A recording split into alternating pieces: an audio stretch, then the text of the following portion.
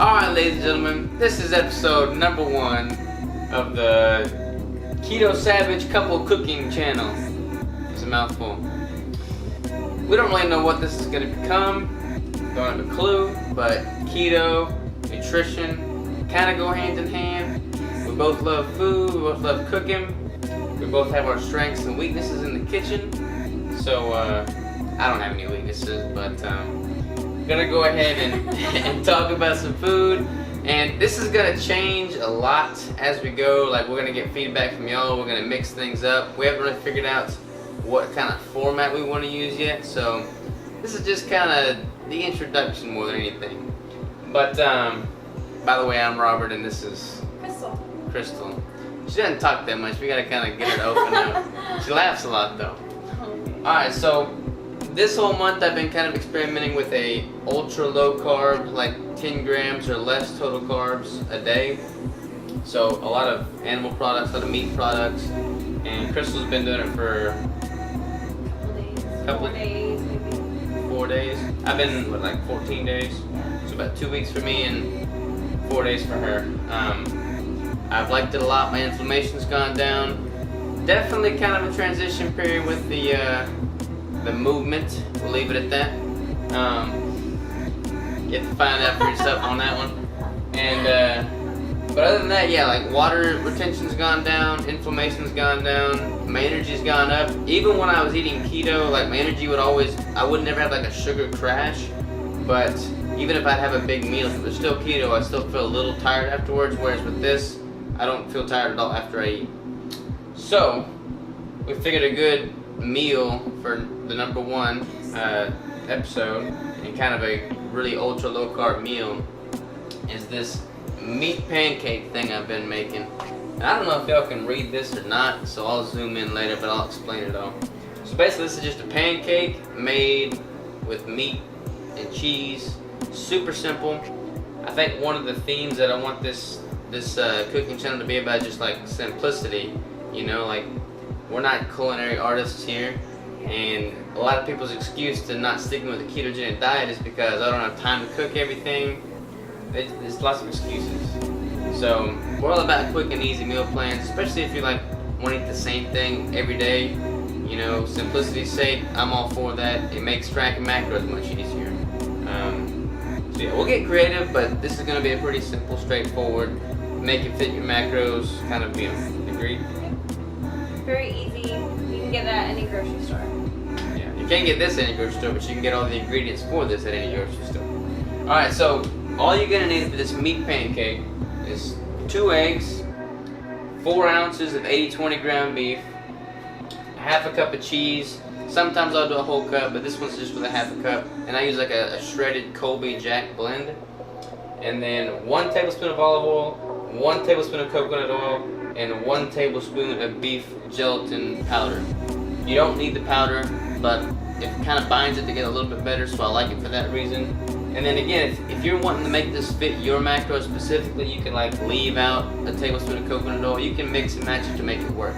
It should form pretty good regardless. Just make sure you get at least 2 eggs in there. Crystal's gonna tell you the macros.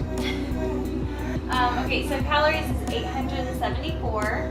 Grams of fat is 73, grams of protein is 50, and there's just 1 gram of carbs, which breaks down to be 76% fat and 23% protein with a 0.3% carbs. Yeah, buddy. Now, if that ain't keto macros, I don't know what is. It's pretty good macros. Pretty good. So, we're going to transition this video, and I'm going to show you what we got.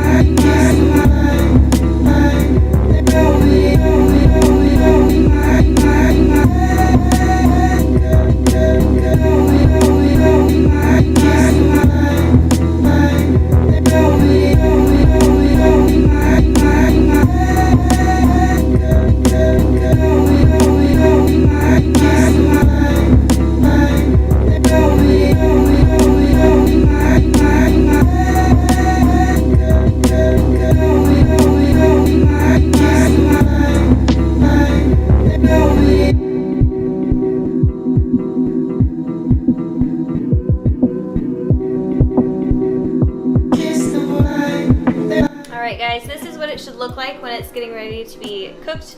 We would recommend cooking it on a cast iron skillet.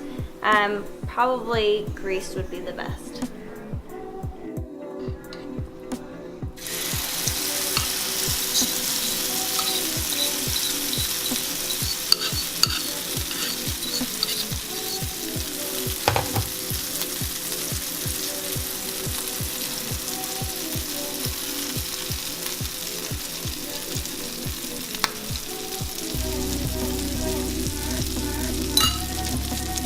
Alright, so now while that's on the skillet, I've got it set at, I don't know, just over medium heat. I like cast iron because it retains the heat evenly throughout the surface more so than other types of material, but use what you got.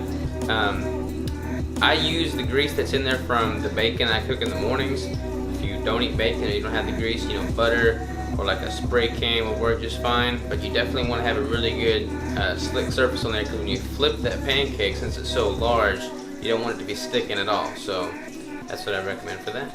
Alright, so flipping these things is kind of an art because it's pretty soft on top still. It's a really big pancake, so I use a metal spatula. I don't like those really clumsy rubber ones, but you kind of want to just go along the outside edge and just make sure it's not sticking in the middle. And then once you have all of it freed up, this is where the art comes in right here. You kind of want to get it mostly to one side. Tilt your pan a little bit. Boom, look at that. Right on the money.